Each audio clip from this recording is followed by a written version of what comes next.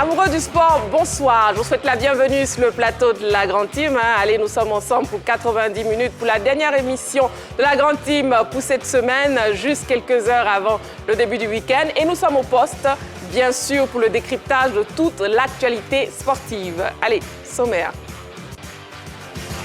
Ce soir, dans la Grande Team, les informations d'ici et d'ailleurs dans LGT News. Quel est votre 11 type après les 2 matchs amicaux des éléphants? On en parle dans notre actu. La 3 vous souhaite un bon début de week-end.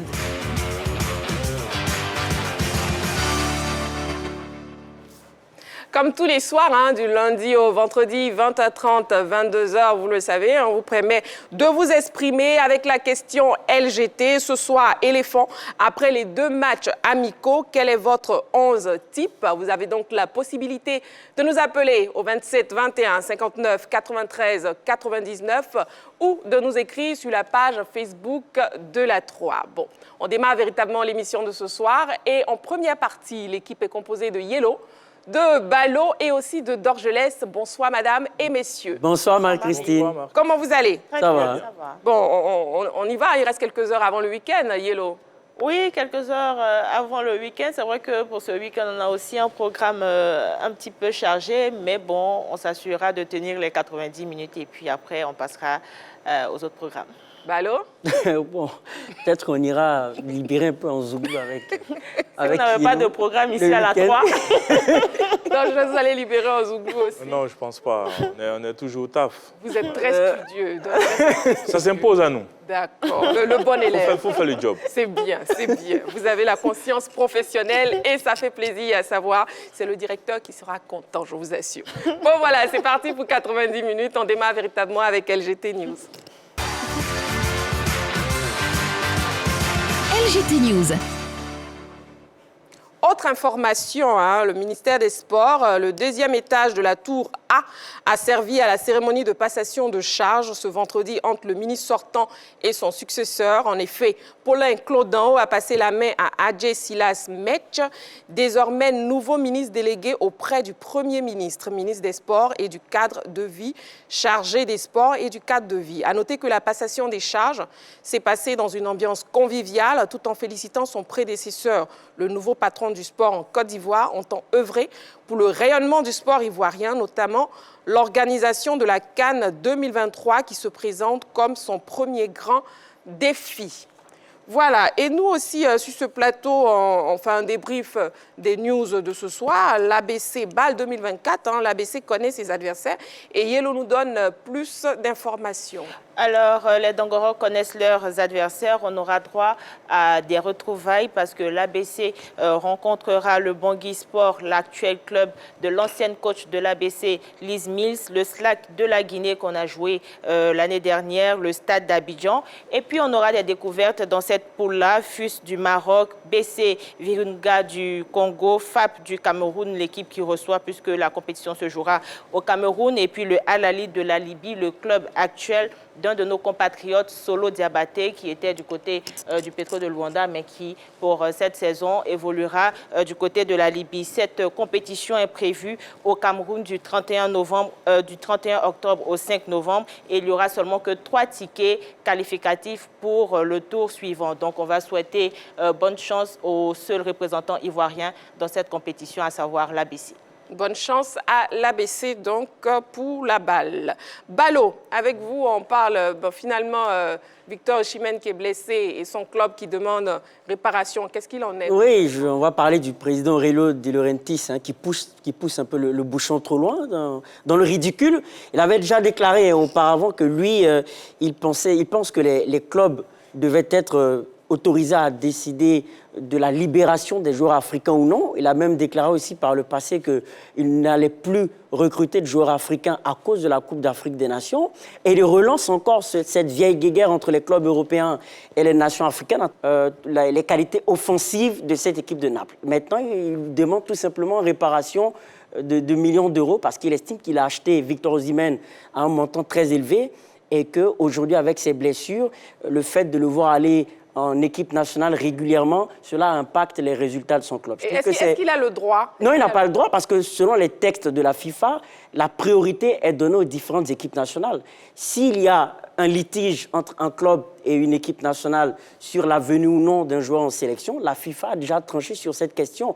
Les équipes nationales, les différents pays ont la priorité sur les différents joueurs. Et je pense que j'en appelle d'ailleurs à Gianni Infantino, qui doit faire pour moi une déclaration officielle, qui doit se prononcer sur la question de bonne fois pour toutes, parce qu'il y en a marre, c'était Jürgen Klopp, c'est De Laurentiis qui récidive à chaque fois à travers des déclarations vraiment sans tête ni queue, en aucun sens. Donc il faut que Gianni Infantino prenne la parole pour éviter que des présidents de clubs ou des entraîneurs à chaque fois viennent tenir des déclarations blessantes à l'endroit du continent africain, parce qu'il y en a marre, hein, je vois mal De Laurentiis se prononcer sur la sélection ou non d'un joueur avec l'équipe nationale d'Italie. Donc, il y en a marre, il faut que Gianni Infantino prenne la parole pour véritablement, une bonne fois pour toutes, trancher la question. Pour apaiser les tensions et que vivement un terrain d'entente soit trouvé. Dorgelès, avec vous, on parle CAF, la Super Ligue africaine a débuté.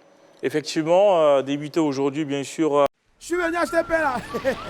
Aïe, mais frère, viens. C'est boulangerie ou bien c'est salle de sport maintenant? Ouais, mais c'est ce que tu vois, hein. Ah, attends, vraiment, hein? Comme d'habitude. Oui. Regarde ce pain, ça te va? C'est bon, balle. Mais tu fais quoi? Le baseball et d'autres passions pour tomber fond du sport à découvrir sur Betclic. Vis le sport plus fort avec Betclic. Attends, tu sais pain ou bien tu veux jouer?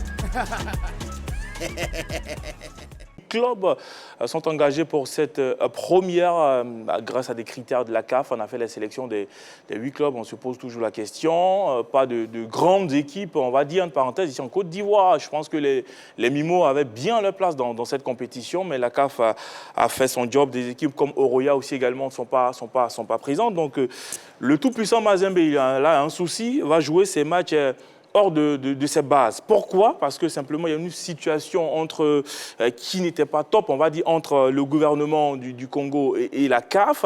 Vous avez quelque part où le gouvernement a décidé quand même de bloquer tout ce qui est matériel de la CAF, la VAR également, qui va servir d'arbitrer les matchs tout au niveau du port du pays. Donc, également au niveau aussi des visas pour les officiels, pour les invités VIP de la CAF, tout ça a été retardé un peu, ça ne s'est pas fait dans les temps. Donc finalement, la CAF a décidé que le tout-puissant Mazembe ne joue pas ses matchs sur ses bases, donc à l'extérieur. Donc demain, on aura à 15h30 Petro Atlético d'Angola contre le Mamelodi Sundowns. Également, le 22 à 15h, on aura le tout-puissant Mazembe contre Espérance de Tunis, Enyimba du Nigeria contre Wydad à Casablanca. Donc voilà, moi j'ai vu un peu sur les images avant l'émission, le trophée magnifique, j'aime bien le design de cette coupe-là. On espère que la CAF va faire monter le nombre d'équipes pour participer à cette compétition.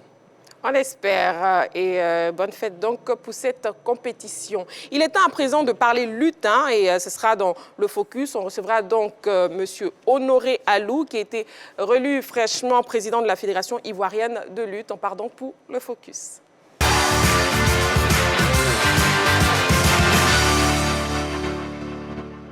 Effectivement, la Fédération ivoirienne de lutte a renouvelé sa confiance en Honoré Alou. Il a été plébiscité pour un second mandat de 4 ans. On le reçoit donc sur le plateau de la grande team, M. Honoré Alou.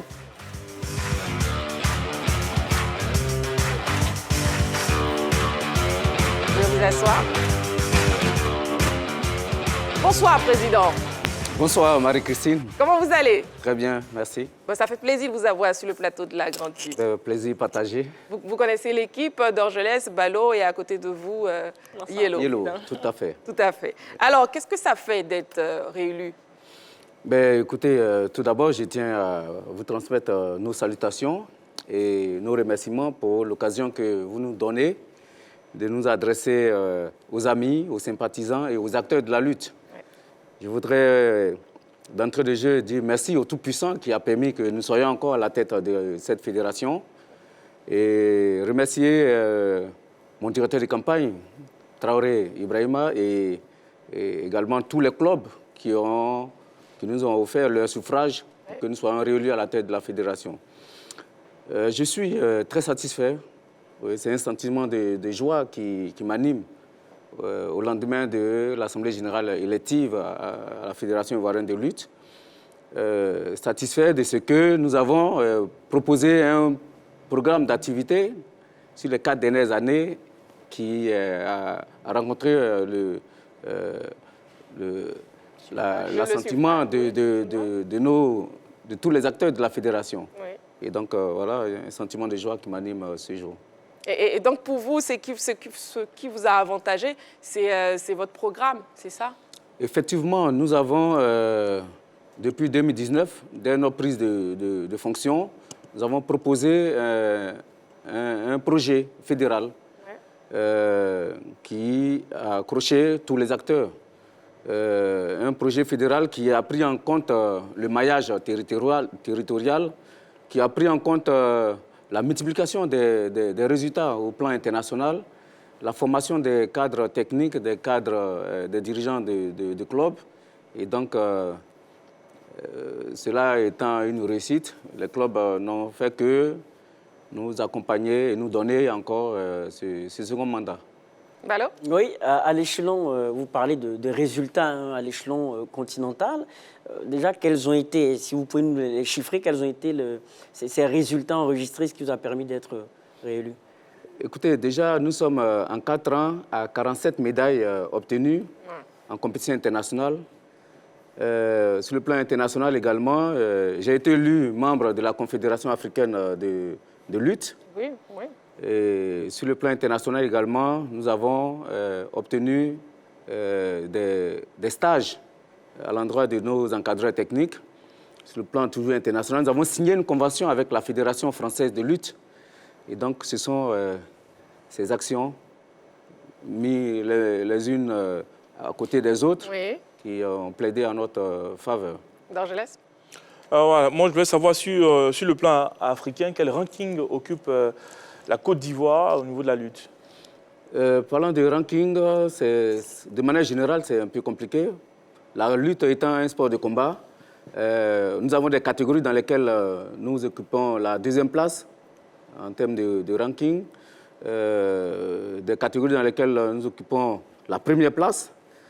Mais de manière générale, c'est un peu compliqué parce que lorsque nous allons en compétition internationale, sur pratiquement 30 catégories, nous présentons à peine 10 athlètes. Et donc, il y a déjà un déficit qui est fait à ce niveau-là. Sinon, de manière générale, la lutte ivoirienne se comporte très bien sur le plan africain. Alors, vous n'aviez pas obtenu 100% des suffrages des électeurs, ce qui voudrait dire que vous ne faites pas forcément l'unanimité dans cette fédération-là. Qu'est-ce qui a plaidé en faveur de votre adversaire pour qu'il puisse avoir un autre pourcentage de suffrages? Ben, écoutez, c'est difficile de faire l'unanimité. Vous mettrez un ange à la tête de n'importe quelle fédération, il se trouvera toujours des personnes qui vont, à un moment donné, s'opposer. C'est évident. Voilà, et ça ne veut pas dire que le travail qui est fait n'est pas apprécié de tous. Voilà, chacun a ses raisons. Sinon, je pense que l'essentiel, c'est la majorité des clubs, la majorité des responsables des clubs qui nous ont fait confiance et qui ont su apprécier à sa juste valeur le travail que nous avons fait. Il faut qu'on se concentre sur cela. Et comment va la Fédération ivoirienne de lutte? Comment est-ce que vous la jugez par rapport aux autres fédérations des sports majeurs en Côte d'Ivoire? Écoutez, au niveau du ministère des Sports, nous sommes classés parmi les 5 meilleures disciplines en termes de disciplines qui engrangent des médailles lors des grands événements sportifs. Félicitations. Et je pense que c'est un rang qui est très honorable, d'autant plus que quand nous prenions les choses en main, c'était un peu compliqué au niveau de la fédération. OK. D'accord. Justement, vous parlez des grands rendez-vous sportifs. Nous, on veut parler par exemple des JO. Est-ce que nous pouvons rêver d'une qualification pour les Jeux Olympiques? Bien sûr, bien sûr. Nous avons comme l'un des objectifs principaux la qualification d'au moins 2 athlètes pour les prochains Jeux Olympiques Paris 2024. Pour cela, nous avons offert les services. Oui, d'un entraîneur cubain. D'un entraîneur cubain, d'un expert multimédaillé au niveau mondial et au niveau olympique, qui a apporté sa contribution à la tête de l'encadrement technique. Donc, les entraîneurs locaux également qui essaient d'apporter leur grain de sel pour que la mayonnaise prenne. Nous avons des athlètes très déterminés et donc tout cela mis ensemble, nous pouvons rêver une qualification pour les Jeux de Paris 2024. Ballot? Oui, tout à l'heure, vous avez relevé un point. C'est vrai que globalement, le bilan est positif. Vous avez parlé d'un déficit d'athlètes, 10 athlètes sur une catégorie de 30. Comment est-ce que vous pouvez régler cela à l'orée d'une échéance comme les Jeux Olympiques? Écoutez, lorsque nous allons en compétition, il y a le nombre de catégories qui sont déterminées. Maintenant, en fonction des moyens des différentes fédérations, il y a des fédérations qui arrivent à boucler avec les 30 catégories. C'est-à-dire qu'ils viennent avec 30 athlètes. Il y en a qui viennent avec 5 athlètes, il y en a qui viennent avec 2. Bon, l'intérêt, c'est que c'est un sport individuel. Si vous avez présenté 2 athlètes dans 2 catégories, c'est le résultat à la fin qui va compter. Voilà, ce n'est pas un sport collectif pour dire que bon, si on n'a pas 30, on ne peut pas compétir. Mais avec le peu d'athlètes que nous avons et avec l'encadrement technique qui est proche de ces athlètes-là, nous n'avons pas de doute que nous puissions qualifier des athlètes pour les Jeux Olympiques Paris 2024. Et Président, on voit que les lutteurs ivoiriens sont sur tous les fronts et participent à de nombreuses compétitions. Justement, on parlait des JO tout à l'heure. Est-ce qu'on peut dire justement que les lignes bougent au niveau de la Fédération ivoirienne de lutte? Oui, les lignes bougent et même les lignes bougent très bien. Les lignes bougent très bien. Dès mon arrivée, je me suis fait entourer par des collaborateurs qui sont déterminés à faire de notre mandat un succès. Et donc, c'est pour cela que nous lésinons sur aucun moyen pour atteindre nos objectifs. Je disais tout tantôt que nous avons signé une convention avec la Fédération française de lutte qui nous permet d'aller pour des stages de longue durée en France. Dans quelques semaines, je pense que nous sommes en train de boucler avec la Fédération française qui nous offre un cadre de préparation pour nos athlètes, qui nous offre un cadre de préparation pour nos entraîneurs. Et nous, de notre position au niveau de la Confédération africaine de lutte, je pense que tout cela aussi va contribuer à nous permettre d'atteindre l'objectif essentiel qui est d'être présent à ce grand rendez-vous planétaire du sport mondial. Oui, D'Argelès. Ouais, grand rendez-vous, on va dire, c'est comme la CAN chez vous, les JO, vraiment, c'est votre moment. Je me pose la question, est-ce qu'il n'y a pas assez la promotion au niveau de la lutte en Côte d'Ivoire ou est-ce que ce sont nos athlètes qui n'ont vraiment pas le niveau? Parce que si on a la possibilité quand même d'envoyer 30 personnes pour représenter la Côte d'Ivoire, plus d'athlètes nous donnent plus de chances d'avoir des médailles. Donc pourquoi forcément se limiter à 2-3 pour représenter toute la Côte d'Ivoire quand on sait que c'est votre Coupe du Monde, entre parenthèses, on va le dire, et ça n'arrive pas chaque 2 ans. Donc pourquoi ne pas aller avec le maximum d'athlètes pour leur permettre aussi de vivre ces genres de moments-là? Ben, écoutez, nous n'allons pas nous voiler la face. Le haut niveau coûte extrêmement cher. Okay. Voilà, préparer des athlètes pour le très haut niveau, ça coûte essentiellement cher. Et donc, au risque de partir avec un maximum d'athlètes et puis de se louper, nous mettons l'accent sur ceux qui ont l'expérience pour, ceux qui ont le niveau pour, et nous mettons le maximum de moyens sur ce noyau-là pour ne pas rater cette compétition. Il y a une question? Oui, parlons de moyens. On a reçu plusieurs présidents de clubs qui se plaignaient de ne pas avoir suffisamment de moyens, mais à vous écouter, apparemment vous êtes à l'abri du besoin. Vous n'avez pas, vous fonctionnez très bien. Est-ce le cas? Ben, nous avons une stratégie pour fonctionner. Les moyens n'ont jamais suffi.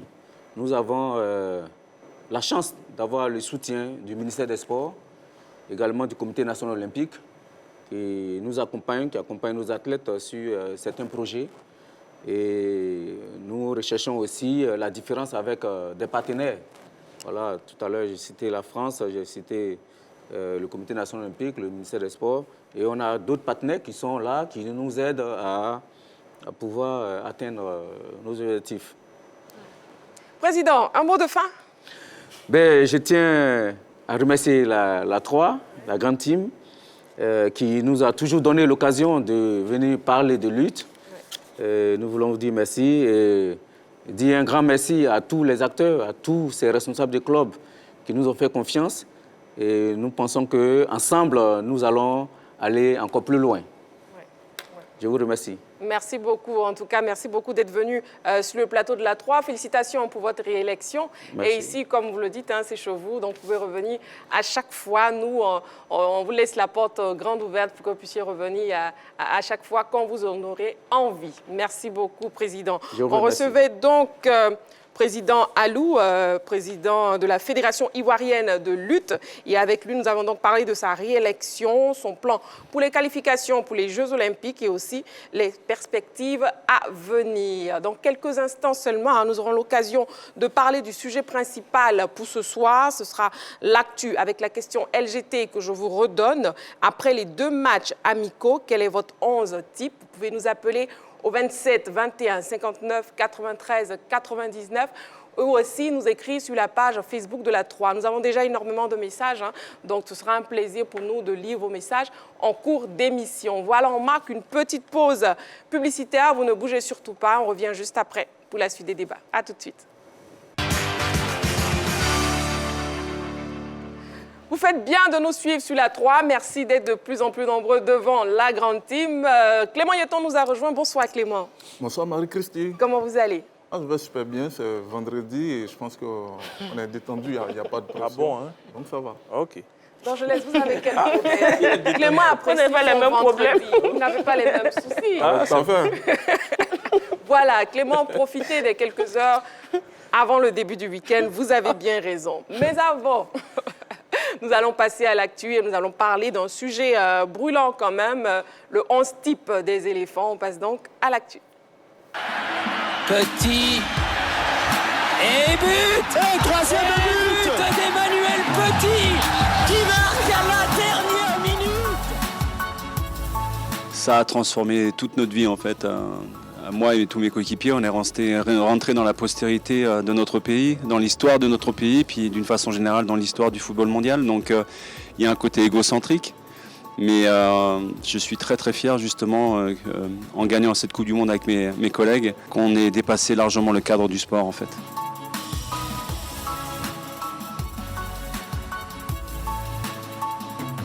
En termes d'image, de participation également, je pense que si après on peut élargir justement le champ d'action, parce que comme l'a dit tout à l'heure un ancien joueur, et je suis complètement d'accord, il y a beaucoup d'anciens joueurs qui sont également entrepreneurs depuis de longues dates dans différents secteurs d'activité. Donc on a aussi une certaine expérience à ce niveau-là. Donc le sport de haut niveau nous a amené aussi à cette faculté à toujours relever des défis, à repousser nos propres limites. Donc à s'aventurer aussi, à prendre des risques, c'est pour moi la dénomination, la définition même du sport de haut niveau. Un sens important, parce que je sais que le Rwanda, comme beaucoup de pays africains, ont souffert par le passé. Je dirais que quand on voit l'essor justement, cette nouvelle énergie, ce dynamisme incroyable au sein du pays, je pense que ça peut faire un effet boule de neige également. Il y a d'autres pays également qui sont concernés, pas simplement en Afrique, mais à travers le monde. Donc c'est le Rwanda aujourd'hui, ça peut être un autre pays demain. Donc si on peut aider, s'il peut y avoir une fraternité, une unité, et qu'on puisse casser toutes ces barrières qu'on nous met en permanence devant nous dans cette société moderne, eh ben, je pense que ça sera un pari gagné pour tout le monde. Elle manque un peu d'expérience, elle est relativement jeune, elle souffre un petit peu de comparaison avec ses aînés. Il y a une énorme pression parce que la CAN est ici en Côte d'Ivoire dans quelques mois, dans quelques semaines. Si j'ai un message à donner aux joueurs, c'est de faire abstraction à tout le bruit qu'il peut y avoir, surtout sur le plan médiatique. Et si j'ai un message aussi, un message d'espoir à tous les médias que vous représentez, c'est de soutenir votre équipe nationale. Voilà, je sais qu'on vit une société de buzz où il faut critiquer en permanence, il faut casser les gens en permanence. Mais lorsqu'il s'agit de l'équipe nationale, on parle de tout un peuple, donc il faut la soutenir. Je ne veux pas m'aventurer à donner des favoris à l'heure actuelle. Je dis simplement c'est que la Côte d'Ivoire, en accueillant justement, en organisant la CAN, a la possibilité de fédérer tout un peuple derrière elle. Nous, on a vu en 98 la différence que ça nous a fait après le match du Paraguay à Lens. On a eu un soutien populaire incroyable et je pense que ça a été révélateur pour nous aussi sur le terrain. Donc vous me demandez des favoris. Il y a certaines nations qu'on connaît, ils font toujours partie des favoris lorsque la CAN approche. Mais moi je pense que la Côte d'Ivoire doit jouer de façon décomplexée, même s'il y aura une forte pression sur les épaules des joueurs. Mais je pense sincèrement que lorsqu'on commence une compétition comme ça, on a la possibilité, l'opportunité de marquer de son empreinte l'histoire de son pays. Donc il faut être inhibé de tout ça. Il faut faire abstraction de tout ça, toutes ces ondes négatives, et faire en sorte que c'est une chance incroyable de représenter son pays à ce niveau de compétition. C'était plutôt l'interview d'Emmanuel Petit, ex-international footballeur français, champion du monde 1998, qui justement a donné aussi un mot sur les éléphants d'Orgelès. Réaction après les mots d'Emmanuel Petit. Après, c'est un ancien champion du monde, donc il a dit beaucoup de choses. Surtout, il n'a pas tort, l'équipe manque d'expérience, mais on va dire sur les compétitions, c'est la capacité à fédérer avec le public, à être concerné par l'événement, parce qu'on le sait, on a vu la CAN au Cameroun. Le Cameroun n'avait pas le meilleur jeu possible, mais le public a poussé vraiment l'équipe nationale du Cameroun jusqu'à ce que l'équipe soit éliminée. Donc je pense que pour la CAN, le public peut être un atout important pour les éléphants de Côte d'Ivoire, on le sait, hein. Notre équipe, il y a beaucoup de choses à revoir dans cette équipe-là, mais je pense que si on est tous solidaires derrière, les éléphants, ils peuvent créer la surprise. Pour l'instant, vous allez demander à un Ivoirien, est-ce qu'on est capable de gagner cette CAN-là? Je dirais point d'interrogation, mais le plus important, c'est de les soutenir, c'est de pousser cette équipe à aller le plus loin possible, parce que oui, c'est une CAN, c'est la fête, donc voilà, il faut que tout le monde bouge. Pour que tout le monde puisse soutenir l'équipe. Maintenant, il n'y a pas d'expérience, mais on est capable de pourquoi pas créer la surprise.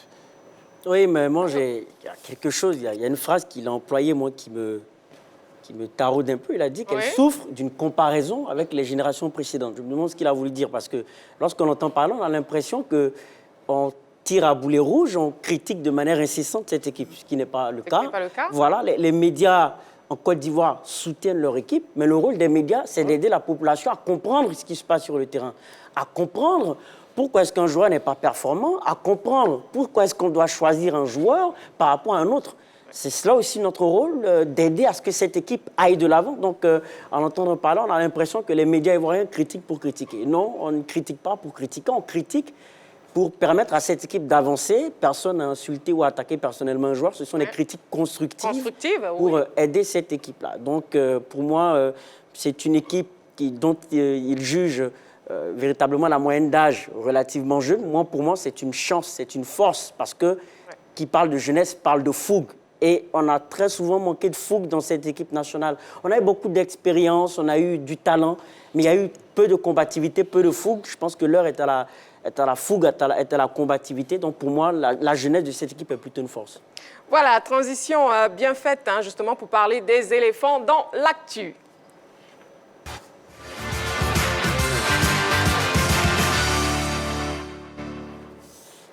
Après les 2 matchs amicaux, quel est votre 11 type? Le téléphone est ouvert, le 27 21 59 93 99. Regardons cet élément vidéo et on revient sur le plateau pour la suite des débats. De nombreux observateurs ont souvent reproché à Jean-Louis Gasset de n'avoir pas d'équipe type depuis sa nomination à la tête de l'encadrement technique de la sélection ivoirienne. Avant la fenêtre internationale du mois d'octobre, il n'avait en effet jamais aligné la même équipe 2 fois de suite. C'est donc avec beaucoup de surprise que l'on a constaté que face à l'Afrique du Sud, le technicien français a reconduit quasiment la même équipe qu'il avait présentée devant le Maroc. Quand les journalistes lui ont demandé en conférence de presse d'après-match s'il avait enfin trouvé son équipe type, Jean-Louis Gasset a indiqué qu'il s'en rapprochait et qu'il avait une idée plus claire à ce sujet. Pour sûr, des constantes se dégagent au regard des 4 dernières sorties des éléphants. Dans les buts, le jeune Fofana Yaya se positionne comme le titulaire. Devant lui, Jean-Louis Gasset dispose la charnière constituée d'Evan Ndika et Ousmane Diomandé, tandis que les flancs sont animés par Ghislain Conan et Wilfried Singo. Pour le milieu de terrain à 3, le technicien français fait confiance à Franck Kessié, Ibrahim Sangaré et Seko Fofana. Traoré Ahmed Junior est utilisé quand il veut se montrer plus offensif. Concernant l'attaque à 3, Sébastien Haller est indéboulonnable au poste d'avant-centre. Sur les ailes, Jonathan Bamba et Diakité Oumar semblent avoir pris de l'avance. Ce 11 type de Jean-Louis Gasset convient-il à nos spécialistes sur le plateau ? Les matchs amicaux face au Maroc et à l'Afrique du Sud ont laissé déjà quelques indices sur ce qui pourrait être le 11 type pour la CAN. Mais déjà, sur ce plateau, mesdames, messieurs, j'ai bien envie d'avoir vos choix, d'avoir votre liste. Et je commencerai par Yellow. Yellow, quel serait votre 11 type ?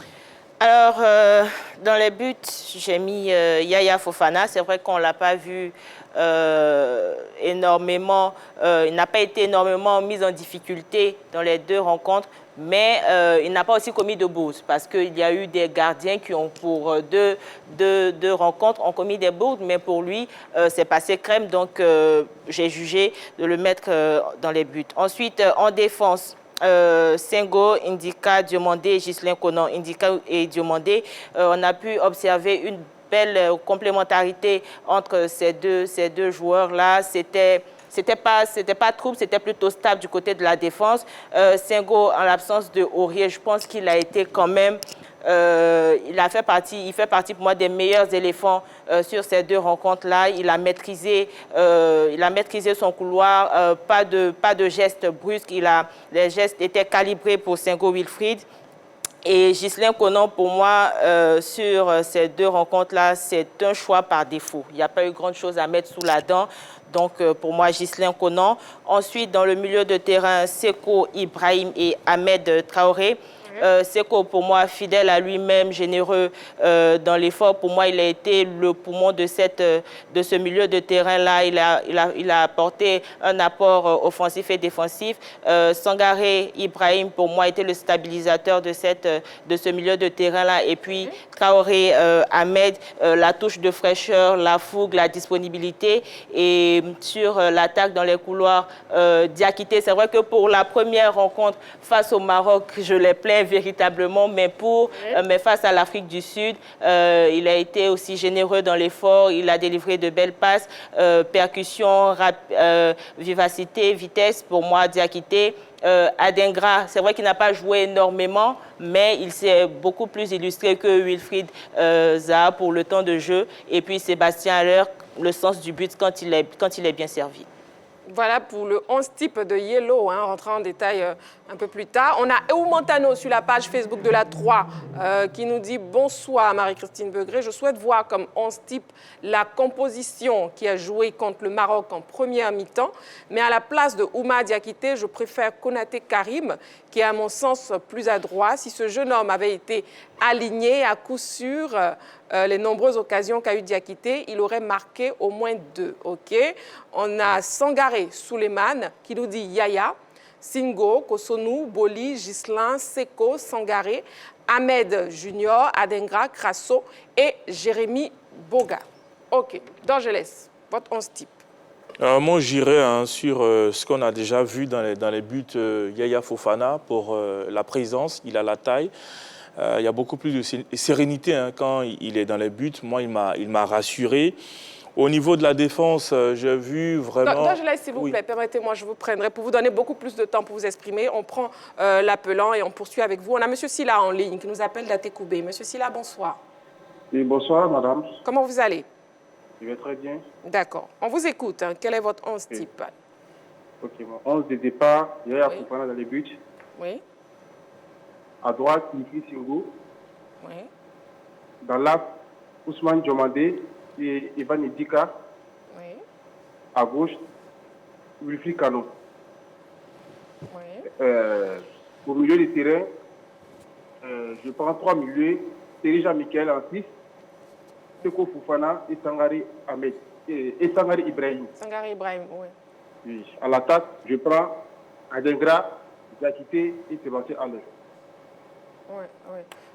Vous avez parlé de Wilfried Canot. Ça fait un bon moment qu'il ne vient pas en sélection. Non, Vous ne vous êtes pas trompé? Juste là qu'on a. Voilà, d'accord, ok. C'est bon?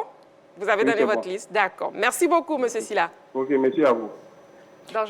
Pardon, Marie, il s'agirait de réexpliquer aux téléspectateurs que c'est le 11 à extrait des 2 rencontres amicales. Donc, ceux qui ne sont pas venus, j'ai vu Jérémy Boga et tout, donc ça passe. Effectivement, donc le 11 type par rapport justement aux 2 matchs amicaux qu'on a constatés, c'est-à-dire face au Maroc et face à l'Afrique du Sud. Oui, Dorgelès. Oui, j'étais sur la défense. Après, Yaya Fofana dans les buts. On va partir avec Evan Ndika et puis Ousmane Diomandé pour la complémentarité. Ça ne se marchait pas sur les pieds. Il savait ce qu'il faisait. Donc, moi, j'ai bien aimé cette complémentarité. Là, sur les côtés, Ghislain Conan, même si on cherche encore une doublure, mais je pense qu'il a fait ce qu'il pouvait faire. Wilfried Sengo également, en l'absence de Serge Aurier, il a fait son job. En club, il est en forme. Il est bien présent. Au milieu, Seko Fofana pour sa générosité. Il aime pousser le ballon quand il faut. Et puis, pour moi, là, pas une surprise en tant que telle, mais je suis content de le voir jouer avec les éléphants. C'est Traoré Ahmed. Pour moi, il a apporté quelque chose de nouveau dans cette équipe. On est sorti vraiment de cette lourdeur, ma foi, avec nos 3 milieux qu'on connaît. Et puis, Ibrahim Sangaré, généreux dans l'effort, mais qui sait jouer juste. Pour moi, les 3 au milieu de terrain, c'est pas mal. Mais si on veut changer le système de jeu, je pense qu'il y a un autre joueur qui peut rentrer, il peut en attaque. On va aller sur du Ceballos. Oui, il a besoin de ballon. Il a prouvé 2 matchs, 2 buts. Ça veut dire que si on lui donne assez de ballons, on peut avoir des 3-4. Il peut le faire parce que si c'est pour marquer, il a les capacités. Simon Adingra, pour ce qu'il est en train de réaliser du côté de Brighton, c'est magnifique. Il a besoin aussi de temps de jeu au niveau de la sélection nationale. Pour moi, sur ce qu'on a vu durant ces 2 matchs, c'est quelque chose de magnifique. Je pense que si on lui laisse assez de temps de s'exprimer, je pense que Wilfried Zaha sera vraiment en difficulté. Et puis, Ouma Diakité pour la fougue. Yelo a dit quelque chose de très important. Oui, il y a la fougue, il y a ce petit côté où il a envie de tout casser et on a besoin de ça. Par moment, on a besoin de quelqu'un pour bouger les lignes. Et contre l'Afrique du Sud, il n'a pas commencé, on l'a senti. Contre le Maroc, tout de suite, quand c'était compliqué sur le côté de Joe Bamba, on a vu qu'on a joué pratiquement tous nos ballons sur Diakité Ouma et c'est lui qui a débloqué la situation plus ou moins, même s'il n'a pas réussi à mettre ce ballon. Ces 2 ballons font défiler. On est habitué un peu à lui parce que du côté de la SEC Mimosa, il avait tendance à faire tout ça, mais il avait du mal à finir les actions. Et sur ces 2 matchs, voilà l'équipe qui se dégage et je pense que si Gassé ne bouge pas vraiment les choses, je pense qu'on peut avoir cette équipe au niveau de la CAN sans notre ami Zaha Wilfried qui a besoin de monter en puissance. D'accord. Votre homonyme sur la page Facebook Dorgelès Nyagne, qui nous dit gardien Yaya Fofana, une défense à 3 avec Evan Ndika, Ousmane Diomandé, Wilfried Sengo, avec 2 pistons, Simon Adingra et Diakité Ouma, 2 milieux, Sangaré et Seko Fofana, un électron libre qui va jouer en 10, Traoré Ahmed Junior, 2 attaquants, Jonathan Bamba et Sébastien Haller. Ok, d'accord. On a un appelant, on a M. William Yao qui nous appelle de Yopougon. Monsieur William Yao, bonsoir. Oui, bonsoir madame. Comment vous allez? Je vais bien. D'accord. Bon, nous avons envie d'avoir votre 11 type, on vous écoute. Ok, en fait, je vais donner mon avis concernant les 11 qu'on devait aligner. Je vois déjà Yaya, je vais aligner déjà Yaya. D'accord. Je vois comme déjà titulaire, voilà Yaya. Et je vais aligner aussi la même défense, c'est-à-dire Handicap, Diomandé, Ousmane et Justin Conan, ainsi Senga. Et vu qu'on parle déjà de 2 compétitions qui ont eu lieu, c'est-à-dire les 2 matchs amicaux, exactement. Donc si on doit se baser sur ce point-là, je vais toujours aligner Senga. Sinon, je vais aligner Aurier. Alors, au milieu, je vais mettre Kessier comme milieu récupérateur. Oui. Comme milieu récupérateur, Senga et Sengo, c'est pas A, c'est plutôt O. Ok, Sengo. Oui. Voilà. Maintenant, au milieu, je vais aligner Seko Fofana et Sangaré. Mais 10 et 8. Okay. Ensuite, je vais aligner comme à l'attaque, voilà, Wiltriza et Diakité Ouma.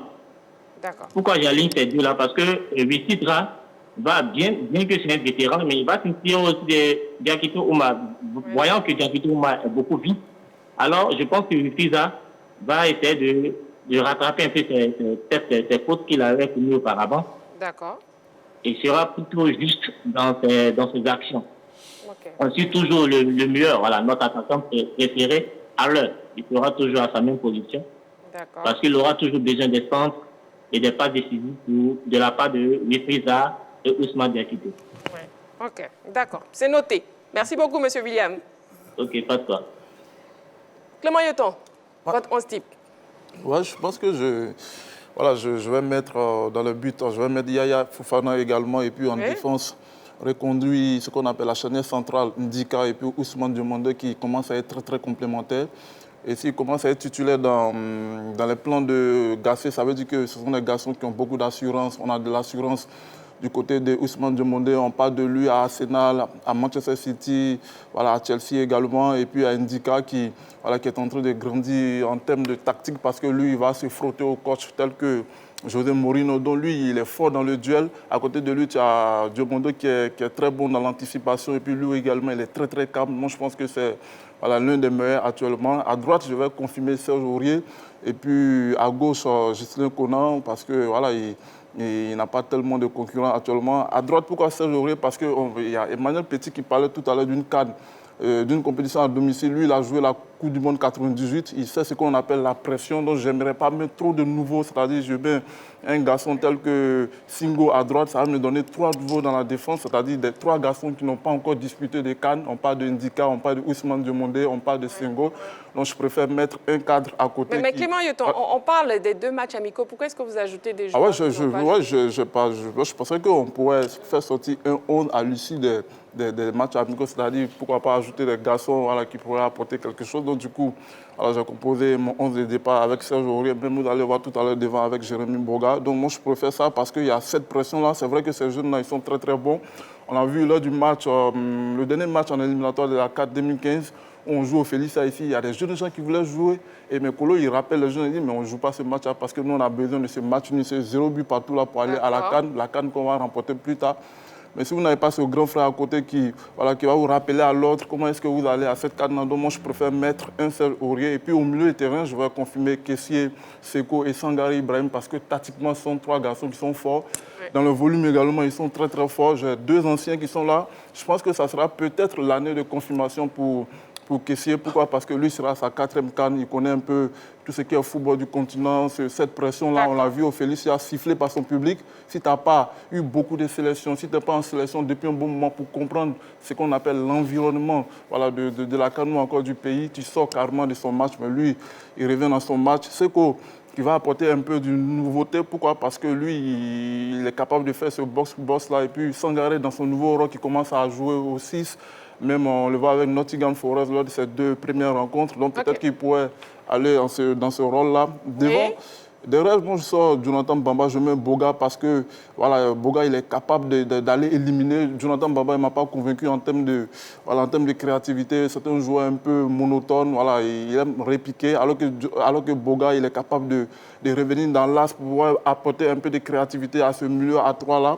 Et puis il peut servir Sébastien Haller. Je mets Diakité Ouma parce qu'en compétition on a besoin d'instructions. D'accord. Et lui comme l'a dit... C'est bon pour votre liste? Donc, comme l'a dit Dogelet, lui il n'a pas peur de jouer et puis il peut aider de manière tactique, il peut aider son arrière droit également parce qu'il a la capacité de répéter les efforts. Mais Clément Yoton, je rappelle quand même que le 11 type qu'on a envie d'entendre ce soir, c'est un 11 type par rapport aux 2 matchs amicaux, justement, le match face au Maroc et face à l'Afrique du Sud.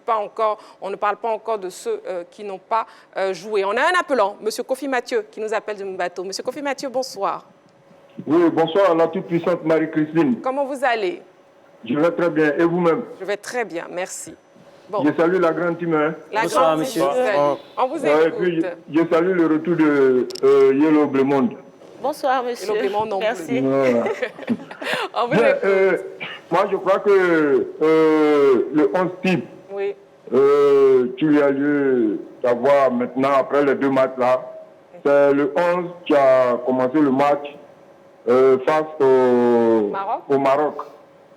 Okay. Voilà, à la première mi-temps là, mais à quelques exceptions. C'est-à-dire qu'à la place de Franck Kessié, on met le petit junior là, Ahmed Traoré junior, et puis à la place de, comment il s'appelle, Jonathan Bamba, on met Simon Adingra. Ok. Voilà. Ce 11-là, on peut bousculer n'importe quelle équipe. Hein. D'accord. Avec ce 11, ouais. D'accord. Avec votre 11 à vous. Hein. Oui, avec mon 11. D'accord, monsieur Kofi Mathieu, c'est noté. Merci bien et puis bon week-end. Hein. Merci beaucoup, monsieur Kofi Mathieu.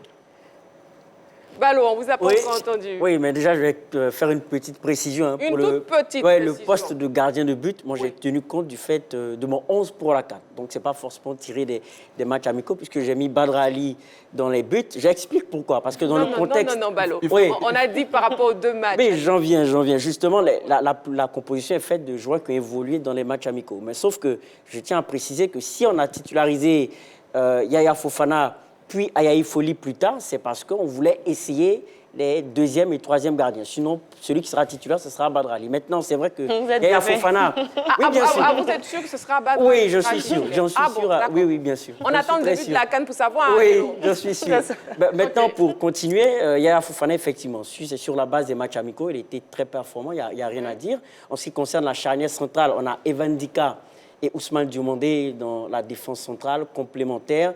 Et en plus, avec une grande sérénité, ils ont su aussi répondre sur certains duels avec les attaquants marocains, avec un Isseri qui était transparent et justement l'attaque sud-africaine. Et au niveau des latéraux, Ghislain Conan qui a été bon dans son apport offensif, Wilfried Senghou également par la qualité de centre. Et en milieu de terrain, Ahmed Junior Traoré, Seko Fofana et Sangare Ibrahim. Seko Fofana et Sangare Ibrahim parce que dans leur générosité, dans l'effort, dans leur volume de jeu, ils ont tendance à tirer vers le haut cette équipe-là. Clairement, en termes de récupération, ils font un bon boulot. Ahmed Junior Traoré, face à l'équipe de l'Afrique du Sud, a montré tout de même une certaine aisance technique et une aisance dans les transmissions. Ça va même jusqu'au-delà, hein, même face aux Lesotho, il était très bon. Ouais. En attaque, Sébastien Leur en pointe. Simon Adingra pour sa vélocité, Oumar Diakité pour ses qualités athlétiques et pour sa puissance, et Sébastien Leur pour ses qualités de finition. Voilà ainsi présenté mon 11. Votre 11, d'accord. Sur la page Facebook, on a Junior Kwaku qui nous dit « Voilà, perso, voici ma compo. Yaya, Senghou Diomandé, Ndika, Conan en défense, Sangaré et Seko devant la défense, Boga juste devant eux en 10 et Adingra, Eza sur les ailes et Haller en pointe. » On a Ange Ismaël Kakou qui nous dit Yaya Fofana, Ousmane Diomandé, Ghislain Conan, Evan Ndika, Wilfried Senghou, Ibrahim Sangaré, Seko Fofana, Franck Kessié, Sébastien Haller, Jonathan Bamba, Ouma Diakité. Bon, en dehors de Balo, on voit que le gardien Yaya Fofana revient à maintes reprises dans Gelès. Mais tout à fait sur ces 2 matchs, parce que Yolo n'a fait que souligner cela. On nous a demandé de faire un type en fonction des 2 matchs. Donc sur les 2 matchs, ça peut se comprendre. Il a fait un match plus ou moins correct. Moi, je pense que on l'attendait plus contre le Maroc. Et pour moi, il a fait le job. Il n'a pas déçu. Contre l'Afrique du Sud, ça a été une continuité. Et Gassé l'a dit. Oui, il fait venir le garçon. Il veut le voir en situation de jeu. Et là, on a eu la possibilité de pouvoir voir Yaya Fofana nous montrer tout ce qu'on lui connaît en club. Aujourd'hui, je pense qu'il nous rassure en termes de présence dans le duel aérien. Il est là, il parle à sa défense. Il y a cette taille-là. Le plus important, parce qu'à un moment donné, on se posait la question, on veut un gardien vraiment qui nous rassure, parce que c'est très important aussi d'avoir un gardien qui rassure, qui sait parler à sa défense. Aujourd'hui, cette complémentarité que Gassé met en place avec Ndika et Diomandé, c'est aussi pour mettre à l'aise son gardien Yaya Fofana, pour mieux communiquer. Après, quand les anciens vont rentrer, je pense que la charnière ne va pas bouger en tant que telle, parce que mieux vaut partir avec les automatismes. Et le gardien, pour l'instant, nous rassure. Il évolue dans un top championnat, donc il va continuer à progresser. Je pense qu'il nous fait énormément de bien, ce gardien-là. Et si on doit parler justement des joueurs non appelés sur ces fenêtres-là, Yelo, quels sont ces joueurs qui peuvent prétendre à une place de titulaire pour le 11 type? Je vais penser à Jérémy Boga. Jérémy Boga, je pense que sur ces 2 rencontres-là, il avait sa place. C'est là où je rejoins Clément Yéton. Jérémy Boga à la place de Joe Bamba, qui pour moi a été en deçà des prestations, en deçà de ce que j'attendais de lui. Donc pour moi, Jérémy Boga, voilà. D'accord. On a M. Koné en ligne qui nous appelle, qui appelle de Ananda. M. Koné, bonsoir. Bonsoir, Marie. Comment vous allez? Oui, ça va. Bonsoir, la grande team. Bonsoir, M. Ananda. On vous écoute, M. Koné. Votre 11 type? Ok, bon, moi, mon 11 pour les 2 matchs, le gardien reste et Yaya dans les buts. En défense, Stengo, Ndika, Demandé et Gislain Kona. Au milieu de terrain, j'ai préféré Traoré, Seko et Sangaré. D'accord. Maintenant, en attaque, les 2 jeunes, Simon Dengra, Diakité, sur les ailes et en pointe, Sébastien Halle. Parce que, bon, déjà, il y a certains qui parlent des anciens, des joueurs expérimentés, oui. Maintenant, nous sommes, d'après le coach, le coach il a cherché son 11 type. Mais il faut donner la chance déjà à ces jeunes. Voilà, aujourd'hui, le coach a pu donner la chance à ces 2 jeunes. On le voit intégrer bien l'équipe. Voilà, c'est ça. Parce que si le coach voulait miser encore sur ces mêmes anciens qu'on connaît déjà, vous voyez, c'est pas en pleine compétition, on va agiter ces jeunes et puis ils ne vont pas se retrouver. Il faut leur donner déjà la chance aussi de jouer devant ce public qui était là et ça va leur permettre aussi d'intégrer l'équipe facilement lors de la CAN. D'accord, c'est bien noté. Merci beaucoup, M. Koné. Ok, merci.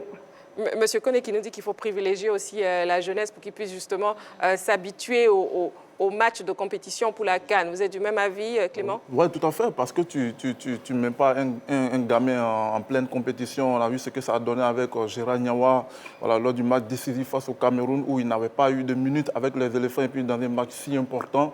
On va le mettre et puis on a vu ce qui s'est passé, le cas septembre, on a vu ce qui s'est passé au Félicia. Donc c'est important, je pense qu'il donne énormément de la chance aux jeunes. S'il ne donnait pas cette chance-là, on n'aurait pas découvert des garçons tels que Ousmane Diomondé ou encore Ndika, qui sont en train de faire sortir du 11 de départ des garçons tels que Eric Bailly et autres. Donc ça veut dire qu'il y a de la qualité. Après, c'est rare de voir une sélection aller chercher une CAN avec un effectif constitué de 90% de jeunes. Voilà, je pense que la vie même demande un peu d'expérience. C'est-à-dire ces jeunes gens-là, il faut des tauliers à côté, des garçons qui ont de la bouteille, qui ont du vécu à côté pour pouvoir les diriger à un moment donné dans certains matchs. Parce qu'il y aura des matchs qui seront difficiles. Il donne la chance aux jeunes parce que dans son effectif, il y a au moins 6 à 6 jeunes qui seront titulaires. Donc moi, je pense que c'est suffisant. Après, il ne faut pas griller aussi les anciens. Pas parce qu'on a besoin des jeunes qu'on va griller automatiquement les anciens. On a besoin de ces jeunes, on a besoin des anciens également. On a vu à la dernière minute des garçons tels que Kolo Touré qui ont joué un rôle important avec Hervé Renard dans notre dernier titre. Donc, il faut donner aussi la chance, à tout le monde, que ce soit à la jeunesse ou encore ces garçons qui ont encore du vécu, qui vont revenir dans cette sélection-là, tel que le capitaine Serge Aurier, qui a de beaux restes, qui n'est pas encore fini, qui peut apporter énormément, parce que lui, moi, je le trouve un peu quand même discipliné, et puis avec son expérience, les anciens qui sont Franck Kessié également, qui sont encore là, qui ont encore du football. Voilà, donc il ne faut pas, pourquoi chasser les anciens? On ne chasse pas les anciens. Voilà, donc je pense que même on voit Mas Alain Gradel, certains parlaient d'envoyer Mas Alain Gradel à la retraite, mais quand lui entre, on voit cette motivation-là que certains jeunes n'ont pas. Donc si tu veux amener un vieillard à la retraite, c'est à toi de faire tout ce qui est statistique, c'est à toi de faire démentir Jean-Louis Gasset pour dire que voilà, moi je suis là et puis ce vieillard-là, il n'a plus sa place dans la sélection. Mais on voit que certains anciens arrivent à titiller la jeunesse. Donc pour moi, ils ont leur place parce qu'il faut allier expérience et jeunesse. Parce qu'on a besoin de la force aussi, et la force peut venir de cette jeunesse-là, telle que Ouma Diakité et autres, mais il ne faut pas griller automatiquement les anciens qui vont nous aider dans cette CAN à domicile, parce qu'on parle de beaucoup de pression. On ne parle pas d'une compétition qui sera facile pour nous, parce qu'il y aura beaucoup d'attentes. Très bien, merci Clément. Dorgelès qui réclame la parole aussi fortement. Dorgelès, ce n'est pas un débat. Vous avez donné votre 11 entrants. Clément n'a pas discuté. Donc pourquoi? Qu'est-ce que vous avez à dire? Non, je ne suis pas totalement d'accord avec ce qu'il disait à l'instant. Je veux dire, ce n'est pas parce qu'on a des doyens, des cadres aussi, qu'on ne va pas permettre à des garçons qui peuvent prendre leur place aussi au niveau de cette sélection des éléphants de Côte d'Ivoire. Non, si on a un ancien expérimenté, mais vraiment qui on n'a plus besoin de lui, qui est performant, il n'y a pas de problème. Mais si il a d'abord, il n'a pas de temps de jeu, il n'est plus performant, qu'il a des statistiques quand même, quand on a des garçons qui peuvent nous permettre de gagner une compétition, allez, il ne faut pas s'en priver pour dire que oui, on a un cadre qui est là, oui, avec l'expérience, vous n'êtes plus titulaire dans votre club. Permettez aux garçons qui montent en puissance les Konaté, parce que c'est grâce à ces doyens qu'aujourd'hui on a du mal à voir des garçons comme Konaté, Ibrahim non, l'autre, l'ancien de la SEC, Konaté Karim, ne pas être titulaire. Donc attention, à un moment donné, je pense qu'il faut pas... C'est à cause de... Non, parce que c'est en termes de place, je le dis en termes de place, parce qu'en termes de place, oui, à un moment donné, il va falloir faire un choix, il faut arrêter. D'accord. Excusez-moi, madame, messieurs, excusez-moi, on a un appelant. On va écouter son 11 entrant et on revient à vous qui avez forcément envie de débattre. Monsieur Kouadio, qui nous appelle d'ici. Monsieur Kouadio, bonsoir. Oui, bonsoir, la grande team. Bonsoir. Comment vous allez?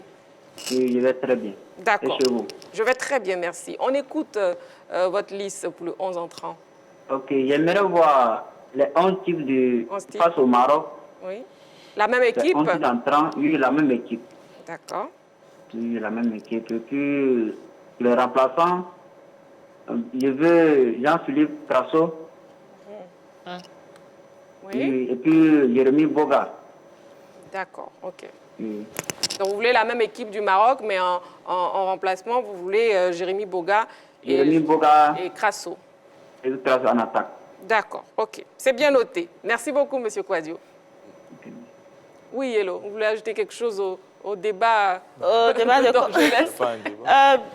je suis pour la fusion des anciens et des jeunes, bien sûr. Mais pas de donner directement une place aux anciens parce qu'ils sont dits anciens. Non, pas de donner. Ça doit se mériter. Voilà, à vous écouter parce qu'ils sont anciens. Non, pas du tout. À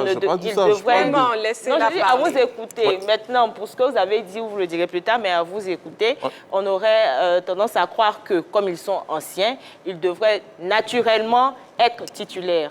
Ce que moi, je suis en train de vous dire, c'est que ces jeunes-là, au vu de leur performance sur les 2 derniers matchs amicaux, méritent autant que les anciens la place de titulaire. Et là, on ne parle pas d'éloigner les anciens de la sélection, on parle plutôt de titulariser des jeunes ou même des anciens qui ont des performances qui vont avec ce genre de compétition. Mais tout à fait, tu viens pas. Séverin, ce n'est plus un débat.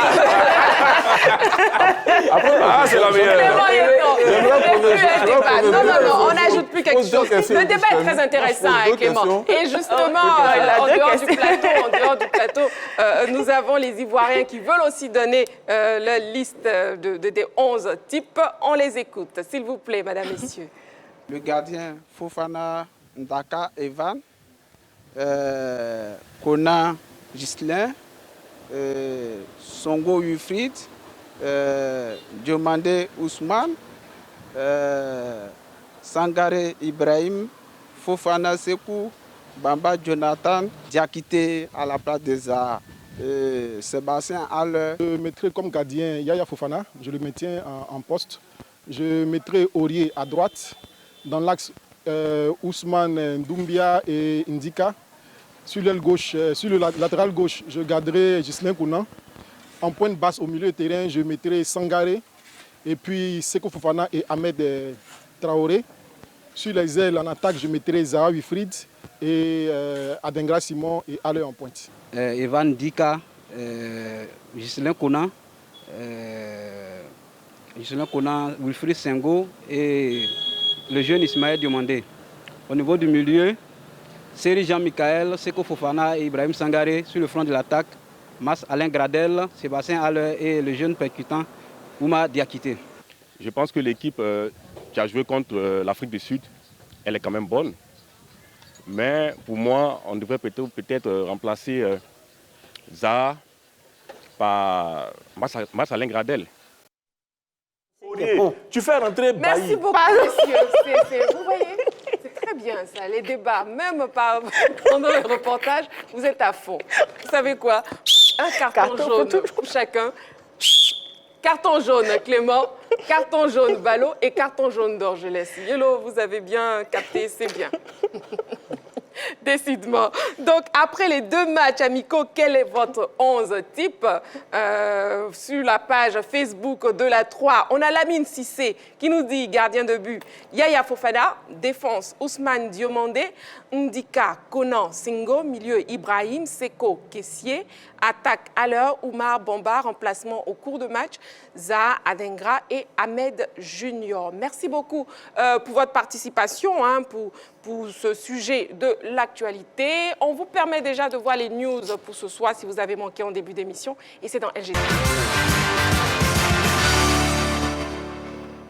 Une autre information qui s'ajoute, ministère des Sports, la passation de charges a eu lieu. Le 2e étage de la tour A servi de cadre à la cérémonie de passation de charges ce vendredi, entrant le ministre sortant et son successeur. En effet, Paulin-Claude Danho a passé la main à Adjei Silas Metch, désormais nouveau ministre délégué auprès du Premier ministre, ministre des Sports et du cadre de vie, chargé des sports et du cadre de vie. À noter que la passation de charge s'est passée dans une ambiance conviviale, tout en félicitant son prédécesseur, le nouveau patron du sport en Côte d'Ivoire, entend œuvrer pour le rayonnement du sport ivoirien, notamment l'organisation de la CAN 2023 qui se présente comme son premier grand défi. Voilà.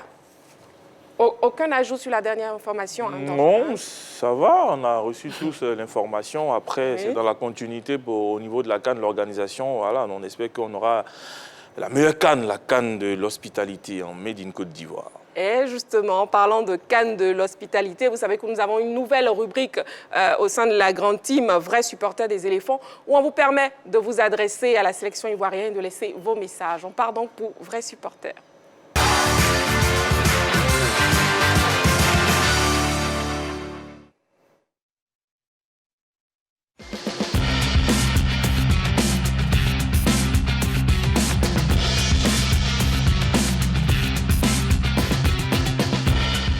Le message que j'ai pour les éléphants de Côte d'Ivoire, de se donner à fond. D'abord, c'est de les soutenir, de les encourager aussi, de bien jouer, et parce qu'on compte sur eux. Vraiment, on compte sur eux. Le pays compte sur eux. Je peux dire l'année où la CAN s'est passée la dernière fois. En tout cas, je suis tombée malade parce que j'étais à fond en train de supporter. Donc cette année-là, vraiment, ils n'ont qu'à se donner, ils n'ont qu'à mouiller le maillot, ils n'ont qu'à nous faire plaisir. On ne veut pas pleurer. Ce qui s'est passé avec l'Afrique du Sud, on n'aimerait pas que ça nous arrive lors de la CAN. Il faudrait que ça puisse changer. On dit à l'entraîneur aussi de savoir faire le coaching parce que vraiment, ce qu'on a vu, on ne veut plus voir. On n'a pas le cœur pour supporter. Vraiment, c'est difficile. Faites-nous plaisir, on est derrière vous. Donc, on attend la victoire. On les soutient et on aimerait qu'on puisse prendre un peu la CAN en fait au sérieux. Vraiment, vraiment. Ouais, c'est le message qu'elle a.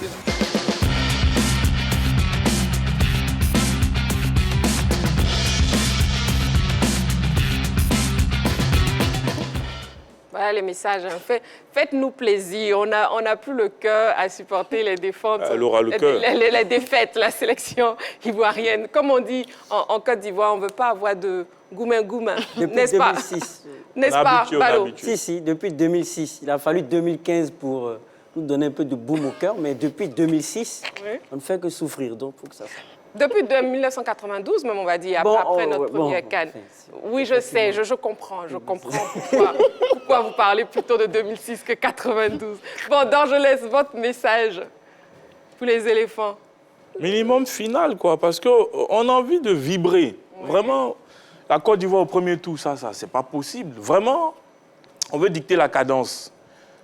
Mettre tout le monde au respect jusqu'en finale et puis voilà, on veut quitter la télé, courir d'ici jusqu'au Grand Carrefour de Koumassi dans la joie. Oui, voilà. Pourquoi pas je note ça, hein, en pleine émission. Oui, je note que si la Côte d'Ivoire gagne, je cours je laisse les ballons vont courir de la 3 jusqu'au Grand Carrefour. Clément, et vous, quel message? Moi, je pense qu'on va viser le trophée parce qu'on organise la CAN à domicile et puis on parle d'une grande nation de football qu'est la Côte d'Ivoire. Mais parlez comme si vous parlez à la sélection ivoirienne, votre message. Oui, tout à fait. Je pense qu'on On va demander aux jeunes gens de mouiller le maillot, la volonté, parce qu'on sait qu'ils ont de la qualité, il y a du talent dans l'effectif de Gassé. Après, il faut à eux de supporter ce qu'on appelle la pression, à eux de jouer chaque match comme si c'était une finale qu'on est en train de jouer. Il ne faut pas trier de match, il ne faut pas jouer selon l'adversaire. Et puis, aller mouiller le maillot, aller chercher cette 3e étoile-là pour la Côte d'Ivoire parce qu'ils seront poussés. Ça sera l'une des cannes les plus intéressantes, comme on l'a dit, la plus chocolatée également. Donc, à eux d'écrire leur histoire parce qu'on aura une génération qui va arriver à bout de souffle également. Il y aura quelques anciens qui ne seront plus là. La meilleure manière de marquer son sport, c'est de gagner également un trophée avec sa sélection. Il y a beaucoup de grands joueurs qui regrettent actuellement parce qu'ils n'ont pas eu cette chance-là de pouvoir avoir un trophée avec la sélection. Donc, eux, ils ont cette possibilité-là, il y a cette qualité-là, il y aura le public derrière eux. Et puis, voilà, pourquoi pas aller nous offrir cette 3e étoile-là à domicile. Ça sera une grosse fête. Yellow, le message, vous en tant que vrai supporter. Pom-pom girl. Faites-nous rêver, faites-nous vibrer, mettez de l'envie, parce que je pense que les Ivoiriens sont plus compréhensifs quand il y a de l'envie plutôt quand il n'y en a pas, même quand il y a la défaite. Donc, mettez de l'envie, mouillez le maillot. Vous avez toutes les capacités pour être en finale. On a le talent, on a les joueurs qu'il faut. Certaines sélections même envient nos joueurs. On a tout ce qu'il faut pour pouvoir arriver minimum en finale. Donc, allez les gars, vous êtes les meilleurs.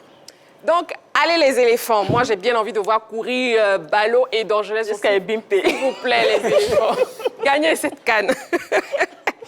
Bon, mesdames, messieurs, on passe au jeu. Maintenant, on va tester vos connaissances et on va savoir quelle équipe sera l'équipe la plus forte sur des questions-réponses sur l'Afrique du Sud, la sélection sud-africaine, les Bafana Bafana. On part donc pour le plus calé.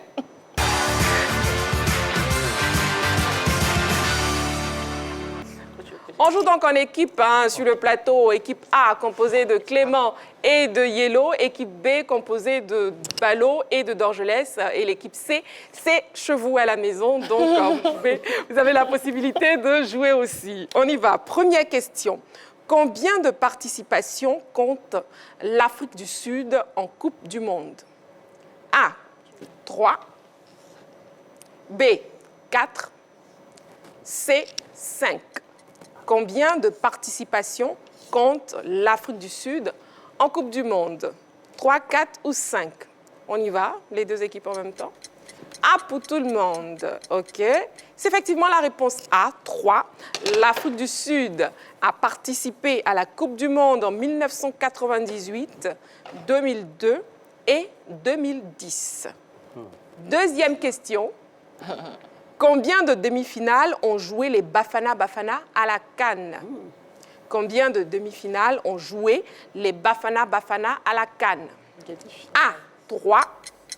B, 4. C, 5. 3, 4 ou 5? Combien de demi-finales ont joué les Bafana Bafana à la CAN? C'est bon, on y va? OK. A pour l'équipe A et B pour l'équipe B. C'est la réponse A. 3. En 10 participations à la CAN, l'Afrique du Sud a disputé les demi-finales en 1996, 1998 et 2000. Elle a remporté le trophée lors de sa première apparition. Troisième question. Quel joueur est le meilleur buteur en activité des Bafana Bafana? Quel joueur est le meilleur buteur en activité des Bafana Bafana? A, Percy Tau. B, Temba Zwane. C, Lai Foster. A, B ou C? Oh non. Percy Tau, Temba Zwane ou Lai Foster? Excusez. Ballot. Oui. Allez-y, les ardoises. C pour l'équipe B et A pour l'équipe A. C'est la réponse A. Percy Tau, vous n'aurez pas dû effacer. L'attaquant du Al-Ahly du Caire est le 7e meilleur buteur de l'histoire des Bafana Bafana et le meilleur buteur en activité avec 14 réalisations. Quatrième question. Quel entraîneur a été champion d'Afrique avec les Bafana Bafana en 1996? Ballot, ça sera bon pour cette question-là? Je n'ai pas encore donné les éléments de réponse. Hein. Ah, d'accord. Donc, je ne parle plus, je me tais. Allez-y, on vous attend. Pour l'équipe C. Donc, quel entraîneur a été champion d'Afrique avec le Bafana en 1996? A. Stuart Baxter. B. Clive Baker. C. Jeff Butler. A, B ou C? Balo, vous êtes prêts? D'accord. B pour toutes les équipes, d'accord? C'est la réponse B, effectivement. Clive Baker, le technicien sud-africain, a conduit son pays à son premier titre continental en 1996. Il est décédé le 10 juin 2023 à l'âge de 78 ans. 5e et dernière question. Quelle est l'équipe championne en titre d'Afrique du Sud? Quelle est l'équipe championne en titre d'Afrique du Sud? A. Orlando Pirates. B. Kaizer Chiefs. C. Mamelodi Sundowns.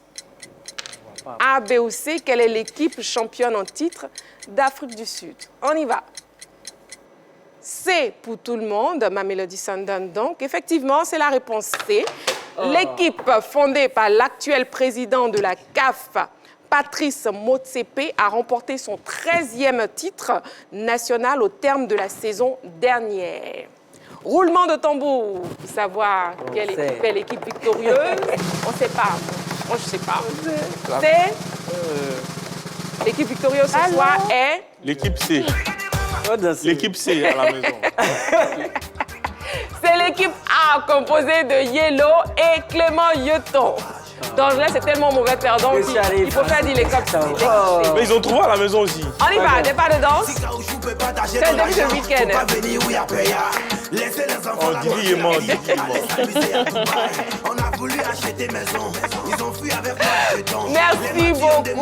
Merci beaucoup.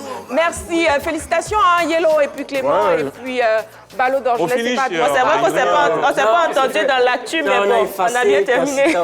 Voilà, bon, c'est ça. Bon, le programme du week-end, c'est quoi, Yellow? En mulot. Le lundi, je vous dirai tout. Clément? Oui, mais bon, rien que du football, je pense qu'il y a le championnat qui est là, le championnat national. Et puis il y a l'African Football League qui a démarré, donc j'aime le football africain, je vais suivre de près. Un week-end très football. Oui, tout à fait, c'est la passion. Balo, le week-end qui commence déjà dans quelques heures. Oui, on prépare l'AFC, la Ligue des champions asiatiques qu'on va diffuser lundi sur nos antennes après-midi, à partir de 15 ou 16 heures par là. Donc on invite tout le monde à nous suivre avec des matchs de Benzema à venir à l'Etihad.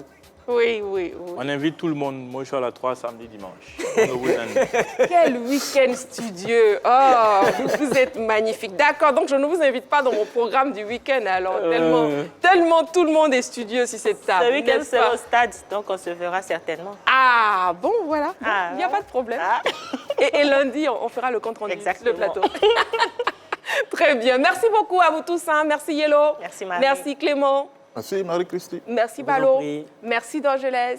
Merci à vous aussi. Vous vous reposez très bien. On se repose, on recharge les batteries et on se retrouve en début de semaine, lundi, même à 20h30, 22h, en direct sur la 3, toujours pour parler de sport. D'ici là, prenez soin de vous et n'oubliez pas, faites toujours du sport. Faites toujours du sport.